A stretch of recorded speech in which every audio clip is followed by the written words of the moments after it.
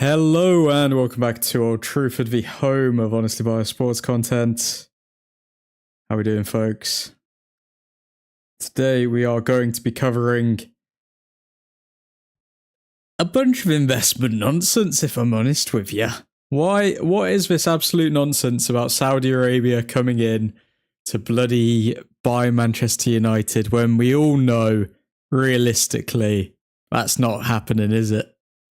Eshaw, I still think, good to see you by the way, I still think it's like for a part of a club, not a full sale because there is no talks of a takeover, but an investment. So, but I don't know, like how much do the Glazers actually have to give? I know they are obviously the majority stakeholders, but let's see, Glazers percentage of Man United.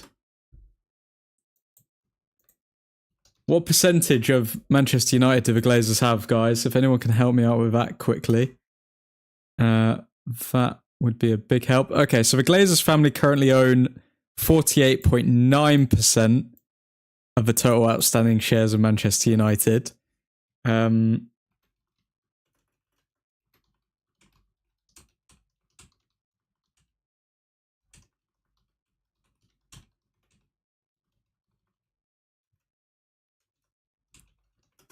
Okay, so let's see how Manchester United are split up. Admin, did I tell you yesterday about Saudi? You did indeed, Safer, but I'm not going to lie to you, mate. It's absolute BS. It's absolute BS. Okay, so let's see here. So Jim's stake increased to 28.94%. So supposedly the Glazer family / associated entities have 71%. Public shareholders have roughly, I think, like 1%. Public shareholders have 1% of the club. So Jim Ratcliffe has 28.94%. So to be fair, the Glazers could give up like 10% ownership to fund the stadium, maybe. But again, why are they going to be selling their shares? That makes no sense unless they just want quick cash, maybe. Because also, like, Man United, I know obviously we're turning in record revenue numbers and stuff like that, but realistically, we're not at our strongest right now. So why would they want to sell right now? It doesn't really make a lot of sense. It isn't Saudi, it's Delo investing into the stadium. Not Delo. No. Also, it could be investment in the stadium or some part of the club. But then who's giving up ownership? Is it... Because Sir Jim is not giving up any percentage of his ownership. So it would have to be the Glazers. And why would the Glazers give up percentages of their ownership in order to fund a stadium? I just don't see it. I just don't see it personally. But yeah, let's move over to the latest stories. Just so you guys can see what I can see. So yeah, obviously all of this came out last night with Turkey Al Sheikh. If there are any boxing fans in the chat, you'll know that Turkey is responsible for pretty much the revival of boxing, bringing a lot of the big fights over to Saudi Arabia, like obviously the Fury v Usyk fights, Anthony Joshua v Ngannou. He's really pretty much injected a lot of life and a lot of money into boxing to obviously showcase what Saudi Arabia can do. But there's a caveat to that. Sometimes Turkey Al Sheikh has been described as a very funny man, a very... How do I say this? A very eccentric man. So what are the odds that he speaks before he should about an investor coming into Manchester United? The odds are actually quite high with Turkey Al Sheikh. So yeah, I wouldn't put too much emphasis onto the reports that he's coming out, although he is a very well-connected man. Big Boss Admin, how have your days been so far? It's all good, man. It's been all good, Double I. Hope you've had a good day. Good to see you again, man. But yeah, guys, I mean, obviously the biggest news, as I was just saying, Turkey Al Sheikh saying, the best news I heard today is that Manchester United is now in an advanced stage of completing a deal to sell to a new investor. I hope he's better than the previous owners. Now, that kind of tells a lot, doesn't it? Because he's talking about previous owners. So that's almost to say that, like, they're looking to sell to a new investor, but they're going to give away a large portion if, for example, he's comparing them to the old owners. Like, if somebody's buying a 10% stake in United, then why would he say, I hope he's better than the previous owners? Because realistically, if he's got 10% stake to fund a stadium or something like that, he's got no control over the club whatsoever. So I don't know if it's what you're saying, Eshaw, when it's all about a full sale. I think there's definitely more to this. Well, actually, no. I think it could be for a full sale, or that's what Turkey believes anyway. Because why would he mention the previous owners if, like, the new owner would only have like 10% share in the business, and then they can't change anything anyway? So, I hope he's better than the previous owners. You'd need the majority share to do that, to be better than the previous owners. But we digress. Obviously, a lot of United fans questioning Turkey because he literally just put out a tweet randomly last night after the stream. So, yeah, crazy, really. Obviously, there he is with former CEO. What was his name? Was it John? It's not John Murtagh. Richard Arnold. Richard Arnold. There's Turkey Al Sheikh with Richard Arnold before he got involved in boxing or any sports. To obviously, there's a lot of questions about why he's getting involved in all of these sports, and Saudi Arabia is. I mean, sports washing is a real thing, and potentially that could be why he's getting involved. He could just be obviously trying to inspire the youth of Saudi Arabia and Riyadh and all of these places. Honestly, I think in my lifetime I will never witness another mess like Manchester United post Fergie. Every day, and I mean every day, there's some major news about us. I mean, it's good if you're a content creator because you got stuff to talk about, but I understand you. I understand you, Double I, because yeah, there's never a quiet day with Manchester United. If there's even a bit of chaos at Manchester United, then yeah, the reporters are really gonna make the most of it. But to be fair, this came directly from the horse's mouth. I mean, this directly came from His Excellency Turkey Al Sheikh. So can't even say, oh, okay, it's some dodgy news reporter coming out with it today. It's directly from the main man himself. But yeah, so obviously everyone's reacting to this. Major breaking. Manchester United are now in advanced stage of completing a deal to sell to a new investor. Again, if you want to know my 2 pence on this, guys, I'm going to say that Turkey just spoke a bit too soon. I don't think that the story is about, oh, okay, the Glazers could be doing this behind Sir Jim's back. I don't think there's any real credibility towards those rumors. So yeah, I think it's all a bit of smoke and mirrors, really. I mean, we know that Manchester United have been linked to playing some games in Saudi Arabia during the middle of the season because we're not playing like in Europe or anything like that. But I think that's about as far as it goes when it comes to our links to Saudi Arabia. And Turkey has actually come out and made a statement just an hour ago regarding his comments as well, which we'll get to. Indy Kayla obviously was very quick to say, can every Man United fan please relax regarding the news that is flying around on new investments. We are in direct with Turkey Al Sheikh as he follows us on X. We have asked for information, and if permission granted, we will share the info.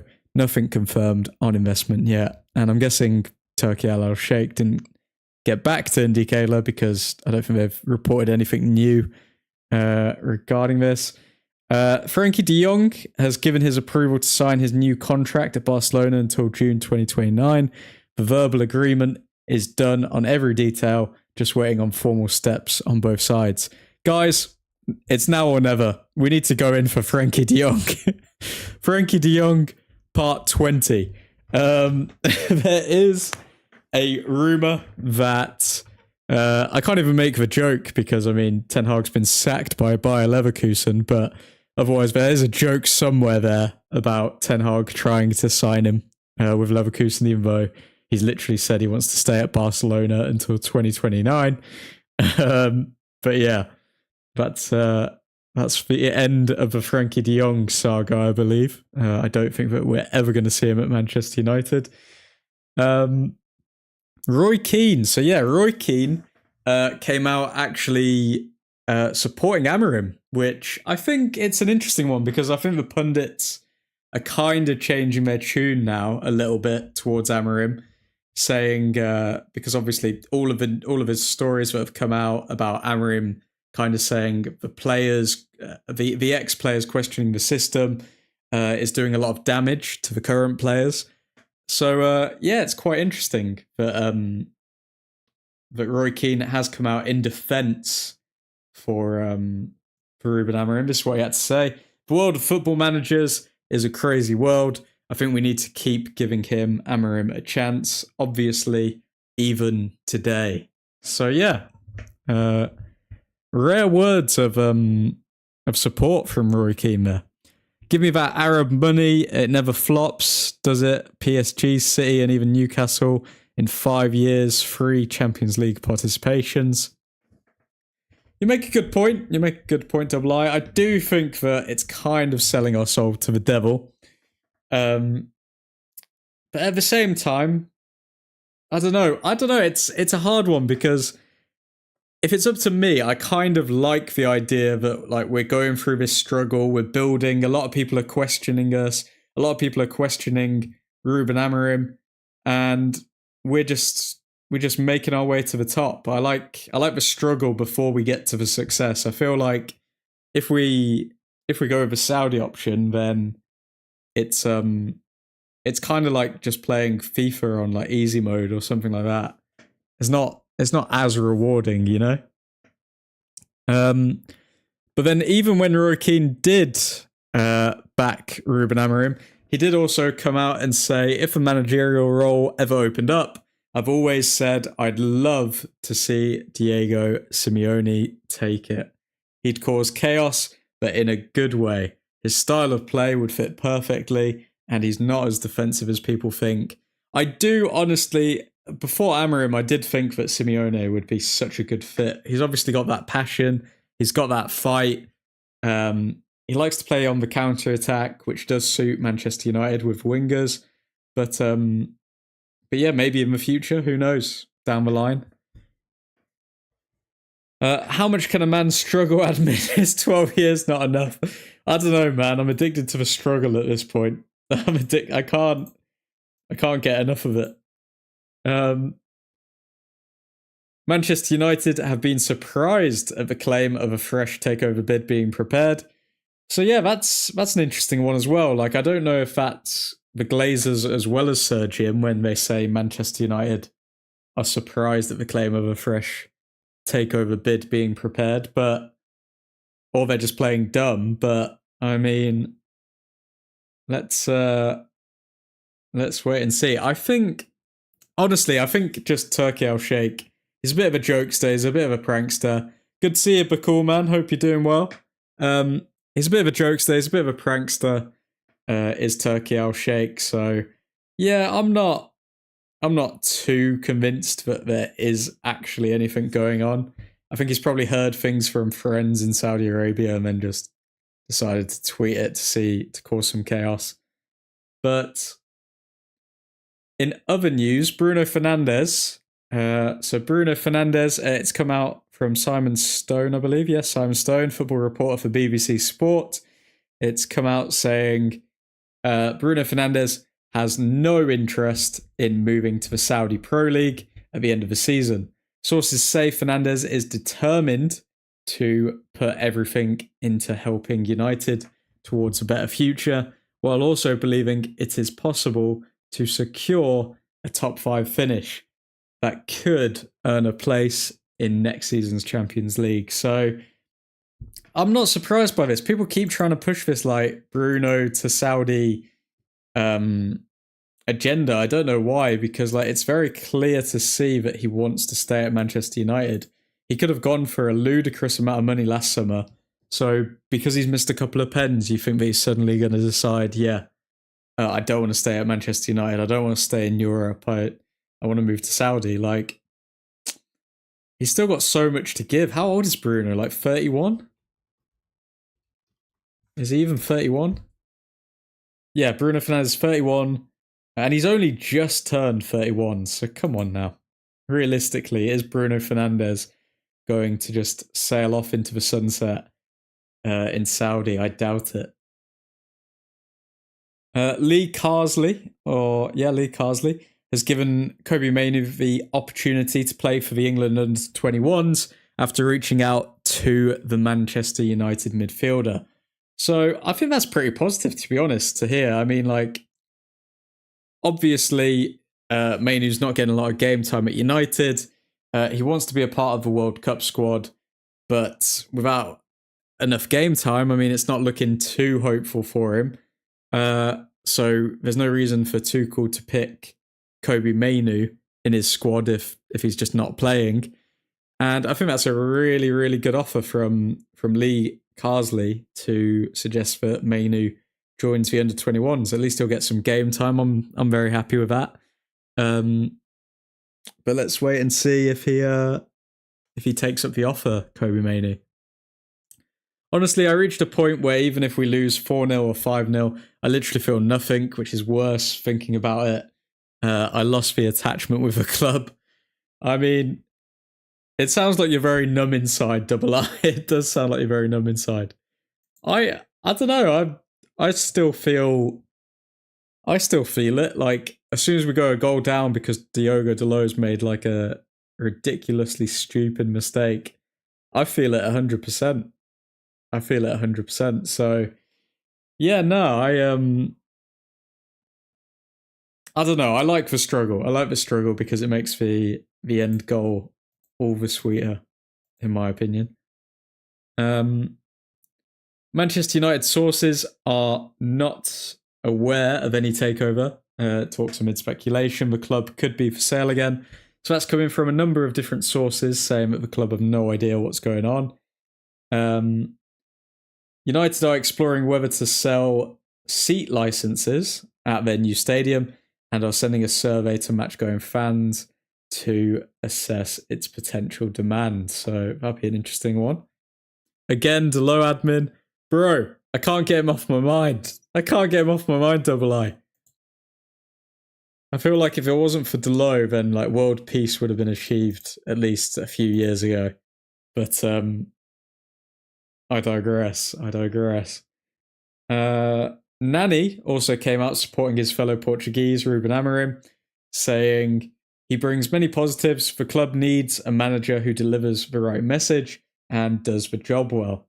I believe it's only a matter of time before everyone starts smiling. How long's it going to be, Nani? How long's it going to be? When are we going to start smiling, man? Are we going to start smiling soon? Oh, God. I hope so, anyway. But, again, the grind. Appreciate the grind, okay? Turkey Al-Sheikh also came out and said, so he actually clarified his post, saying, my yesterday's post about Manchester United's potential sale meant one thing. The club is in an advanced negotiation phase with a new investor. Just to clarify, I am not the investor, nor are they from my nation. So, the supposed investors are not from Saudi Arabia, guys. I'm posting this as a fan who wishes the deal to happen, but it might not necessarily happen. So realistically, he's saying that they're in advanced talks, even though it's not public. And now he's backtracking, kind of saying, I want the deal to happen, but it might not happen. I think everyone's just been put into a frenzy over Turkey Al-Sheikh's comments, when realistically, he probably heard something from a friend, decided to tweet about it, and then he was like, oh shiz, maybe maybe I need to take that back. Maybe I need to take that back. Truffordians, Ethan Johnson in the building. Welcome, Ethan. Good to see you, man. If Nani gives you credit, you are doing something wrong. Oh no. Why what's wrong with Nani giving Amorim credit, man? Connor Ellington, good to see you. My apologies. I couldn't need to speak. My apologies if you've already seen it. Chris Wheeler has just said it's a UAE bid potential. But then Chris Wheeler has said it. But then why, if it is, then why would Turkey Al-Sheikh, the person who the story came from, say that it's not Saudi Arabia? One sec. Let me just go back to this screen and let me see all of the latest stories that have come out, because I do think some new stuff has come out since we've gone live. Let me see if I can get up all the relevant stuff for us.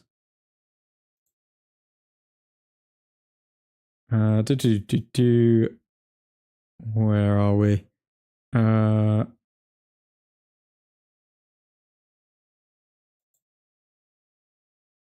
Okay, we're looking at all.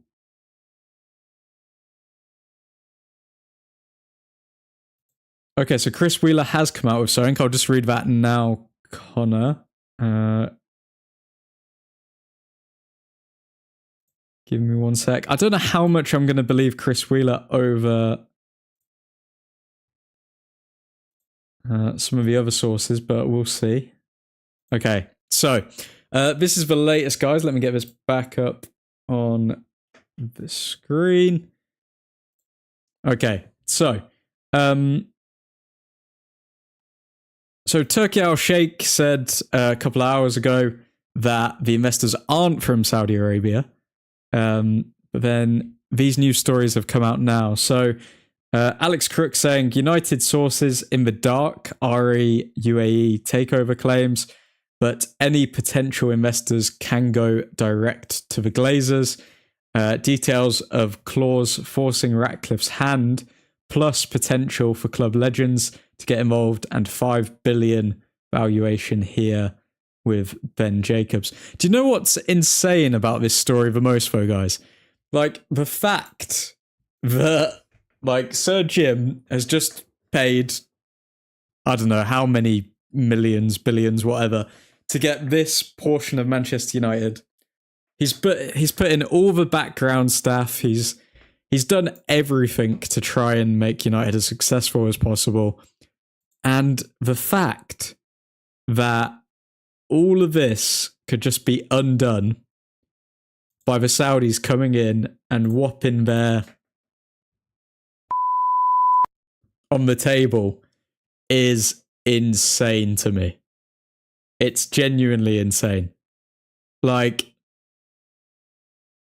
I don't know what you guys think about this. I mean, some people are going to be happy, obviously, like Double I, who has said about, obviously, just wants the Saudi money. I mean, like, he Double I highlighted that PSG, Man City, Newcastle, they've all got Champions League football consistently with them. So, I mean, like, it's not a complete negative. Con Erlington, hot take, but kind of deserved for keeping the Glazers in charge. Yeah, I mean, fair enough. Very true, very true. But then, I don't know, the Glazers... It is true, though. Like, Sir Jim did keep the Glazers in charge. But if it wasn't Sir Jim, they would have got the money from someone else.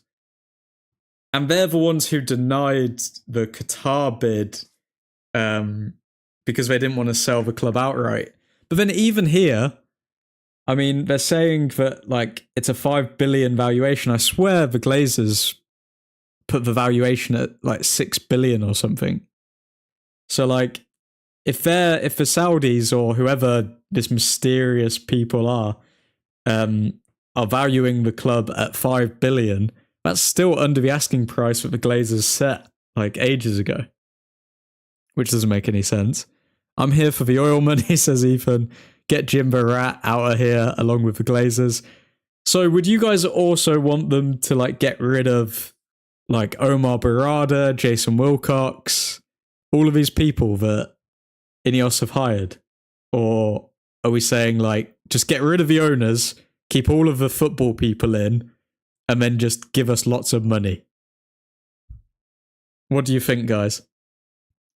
When the process was going on, my feeling on it was when Sir Jim was saying he was going to keep the Glazers, the media stayed silent. If it was Qatar saying that, media would have gone mental. I don't know. I don't know about that. I think it would make, like, less sense from the Qatar, like, because obviously Sir Jim's a very wealthy guy, but he does not have Qatari, Saudi whatever you want to call it, money. So it was kind of reasonable to say like, oh, okay, we can see why he hasn't bought the club outright yet.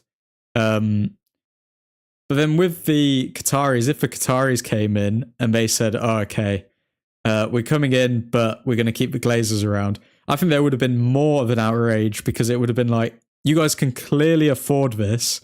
Why are you not paying to get rid of them? You know what I mean? Keep the staff, get rid of the owners.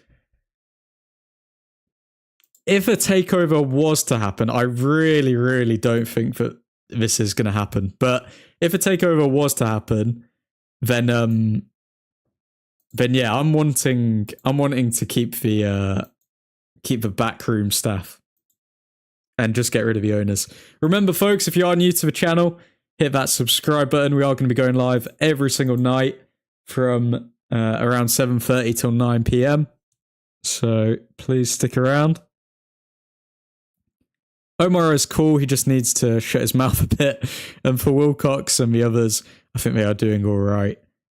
Also, if the Qataris would have bought us, all the staff wouldn't have lost their jobs. Also, no debt, etc. I mean, you don't know that for a fact, Connor, to be fair. To be fair, you don't know that for a fact. You don't know that, oh, okay, if the Qataris came in, they wouldn't have let go of staff. It's like, for example, like Turki Al Sheikh. If anyone is a boxing fan, this man here has spoken about buying Matchroom off Eddie Hearn and his dad, and you've got no guarantee that he's going to keep staff if he was to be successful buying that company either. Like, once it's their property, you have no idea what the new owners are going to do with it. I mean, obviously they've got enough money to not let go of people's jobs, but then it's all about the culture they want to have in the club. Like, are they going to think, oh, okay, what are these people doing? Like, why are we paying money to these people and all of this sort of stuff? Like, Saudis, they've got money, but they're not idiots at the same time. Like, they're not just going to spend money for the sake of spending money. But yeah, Fabrizio Romano has reiterated that nothing has been agreed between Bruno Fernandes and Saudi for 2026. Bruno's full focus is on Man United and making history with the club. Oil money means free lunches. Oily lunches. Yummy, yummy, yum. Okay, so this is the story from Chris Wheeler that Connor was alluding to a few minutes ago. A consortium based in the United Arab Emirates is considering making an offer to the Glazer family, who would demand in excess of £5 billion to sell United, and have already approached some ex-United players about coming on board as ambassador. Oh, come on. Okay, so pretty much what that's saying, let me translate it for you guys, because obviously a lot of people will look into that story and say, oh my God, consortium, oh my God, Saudi Arabia, money, 5 billion, like we've even got a number, blah, blah, blah. What that story is saying is that a rich Arab prince or sheikh or whatever you want to call them has pretty much got connections with United players, potentially Cristiano Ronaldo, potentially David Beckham, potentially Rio Ferdinand, people like that.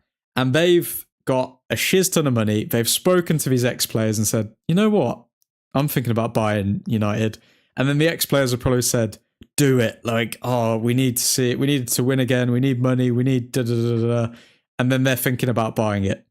That's realistically this entire story. Now, there's a lot of moving parts to get a sale through. So obviously Glazers just want money, but at the same time, they kind of see Man United as a cash cow that they can keep on cashing, because at the end of the day, we're losing on the pitch, and yet we are still making money and making record revenues. So yeah, there's obviously the fact that Sir Jim has a good working relationship with the Glazers. I mean, he bloody praises them in every single interview, and they're always smiling when they're sitting next to each other in the boxes and all of this sort of stuff. So I think for them, obviously business is business. They could underhand Sir Jim, they could blindside Sir Jim, as the title suggests. But will they do that is the question. Will the Glazers do that? I think financially they can still rake more money out of Manchester United. I think they've built up a good relationship with Sir Jim where he takes almost all of the slack for anything bad that goes on with the club now instead of them. And I think they're in a very cozy position. So the question is, why?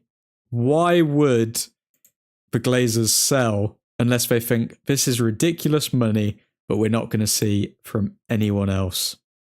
That's the only reason why, guys. Whatever you want to call them is crazy admin. Is it? I mean, whatever you want to call them.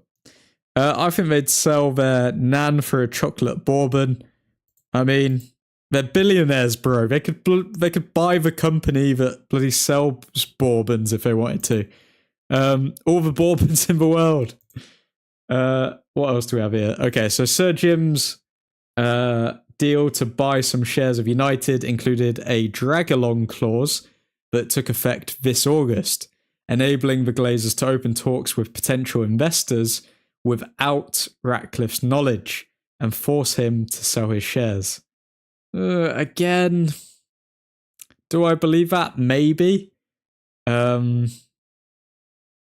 I don't know. I don't know about that. I don't know about that one. That's the same story from Chris Wheeler. Again, same story getting recycled.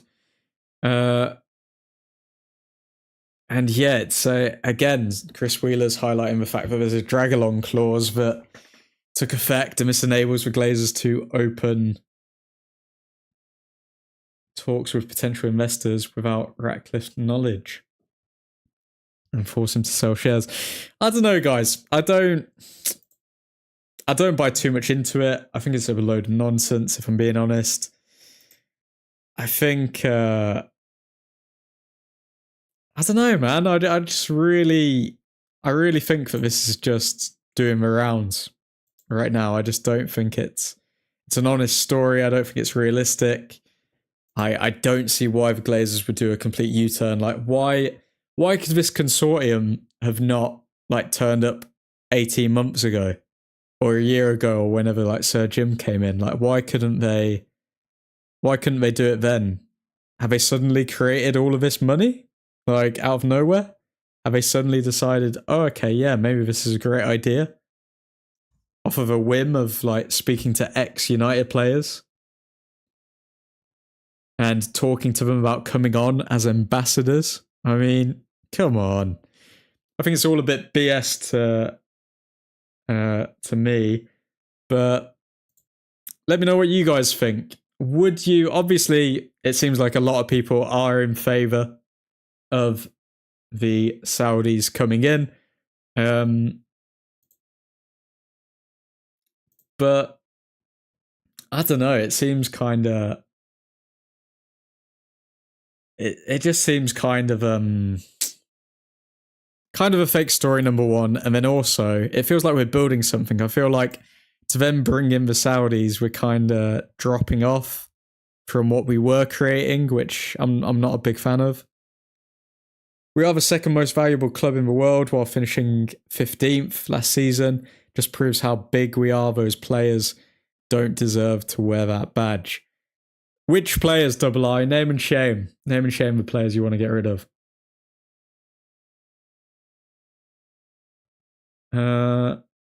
What do we have here? Rasmus Højlund is supposedly on fire. Back-to-back goals against Sporting and Genoa, and now Belarus. Okay, so Rasmus Højlund has not only scored against the mighty Genoa, who are 19th in Serie A, and I can guarantee that nobody in this chat can name any of the names of the players, but he's also scored against the mighty Belarus. Does anyone know any Belarusian players? Belarusian? Belarubian? Where even is Belarus? Okay, so it's next to Lithuania. Okay, so Denmark are 3-0 up. Rasmus Højlund scored a couple of goals. They've absolutely dominated Belarus. Can anyone name any players from Belarus? I doubt it. So, Rasmus Højlund is scoring against farmers every game. And they're really making the most of it. Interestingly, Denmark are playing in a 3-4-3 formation. Very interesting. So Rasmus can score in that system. Against farmers, that is. Sir Alex was a miracle worker, winning things with the Glazers in charge. We see what has happened since he retired. I want to win again and want owners that want to win on and off the pitch. I understand it, Ethan. I understand it. But the only argument is like, if we ever do get back to the heights that we were at being Manchester United, and we get it because of Saudi money, I just feel like everyone's going to caveat that. Whereas I feel like the way that we're doing it, once we are successful again, nobody can say anything. They can't say like, oh yeah, you just bought your way out of trouble this or bought your way out of trouble that. Like, they're going to be like, bruh, Man United did it the hard way. Obviously, spent some money along the way. Not going to say that we're not spending money, but we did it the hard way. Lukashenko, he's a cold baller from Belarus. Oh, come on now. Lukashenko. He's not even playing. Who the hell is Lukashenko? He's not even in the squad, mate. Is that a... I don't know if I've been done here or if Christian's just completely made up Lukashenko. John Wick is from Belarus. Keanu Reeves is from Belarus. Your best mate Delo, Ugarte, Bayendir, Martinez, always injured. Casemiro, way out of his prime days. Dorgu, I don't know. I just don't rate him. Sloppy, looks uncomfortable with the ball. Terrible decision making. He retired a few years ago. Ah, okay, I see. You put forward some interesting cases there, Double I. I am going to be making some videos on the players who I think Manchester United should 100% sell in the summer, and we'll have to wait and see how the squad shapes up and develops. But lads, we're gonna call it an evening soon. But the guy was a top player, could kill off any opposition. Let's look at Lukashenko. Come on. Who did he play for? Fedor. Oh, if he was called Fedor, then you know it was hardcore. Okay, so what teams did Lukashenko play for?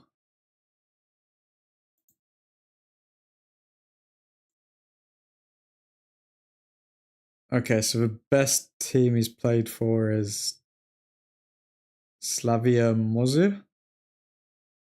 What is this? What are you talking about, Christian?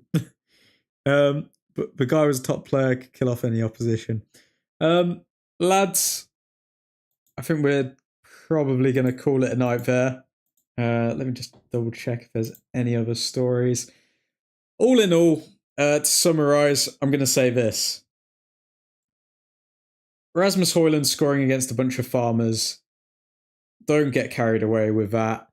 At the end of the day, I think all of this is just absolute nonsense to get more stories out during the international break because it's a slow news day.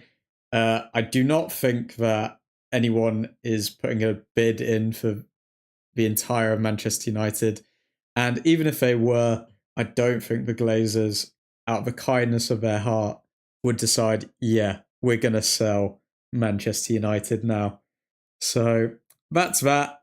We'll see how the story develops. I will keep you updated every single day. So if you are new, be sure to hit that subscribe button. Alexander Hleb is from Belarus. Admin has in fact not clocked that I'm talking about their dictator. Could kill off any opposition. Come on, admin. Bruh, there's actually a Belarusian football player called Lukashenko. Stop with all of your bloody historical and political comments. Okay, so you were talking about Alexander Lukashenko. 71 years old. Wow, getting on a bit. But Christian, you've been silent. You've been silent in these streams since Man United slapped you guys up 2-1. Just saying. What do you make of Garnacho so far since he's been at Chelsea? You need to be our head correspondent when it comes to Garnacho updates.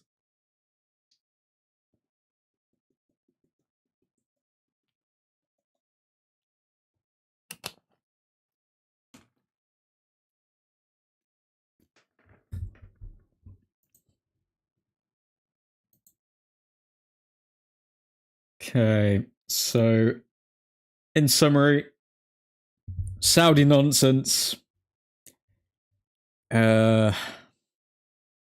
Bruno's not going anywhere. Absolute BS. Højlund is not an elite striker. Do not let them fool you. And that's about it. Pretty slow news day, to be fair, for Manchester United standards. It's crazy though how one man can just like make one tweet, and he could be ill-informed as anything, and yet he causes this flurry in an entire fan base. Busy with uni, and Nacho has been meh to borderline bad. Okay.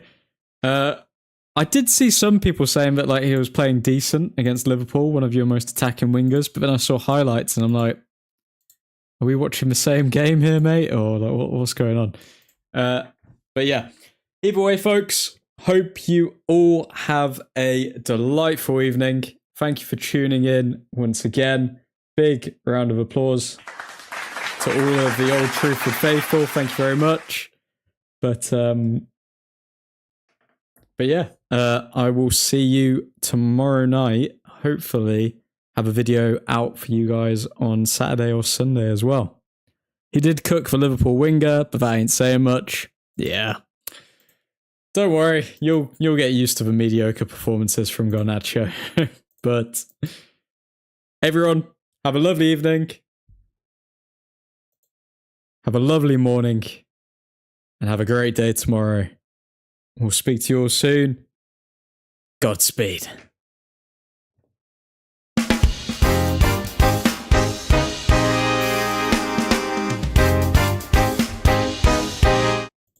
Not Godspeed yet. Not Godspeed yet. Before I go away, I want to say a big shout out to the Old Truthfordian members. We've got Ethan Johnson in the chat tonight, Nick, the Dutch Destroyer, and Matty Scott, who do help keep the lights on at Old Truthford Incorporated. Thank you, one and all, for your continued support.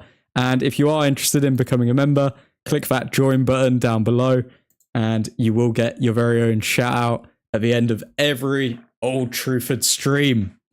But for now, goodbye and Godspeed.